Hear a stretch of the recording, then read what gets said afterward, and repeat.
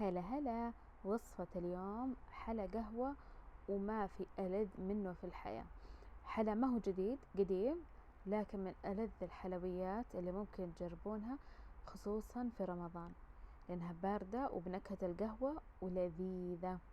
أول شي عندنا في الخلاط علبة قشطة وستة حبات من الجبن، ممكن جبنة مثلثات أو أي نوع جبن ثاني، ظرف واحد من الكراميل، كريمة الكراميل، ظرفين من الدريم ويب،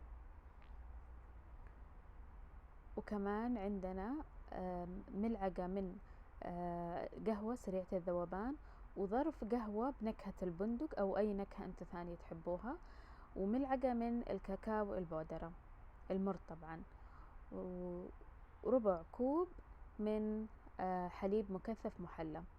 في الصينية راح نسوي طبقة واحدة من البسكوت مغمسة بالحليب، ونغطيها بطبقة من الكريمة وبسكوت وكريمة وبسكوت لغاية ما تنتهي عندنا كل الكمية، وندخلها الثلاجة تتماسك ليلة كاملة أو ساعتين.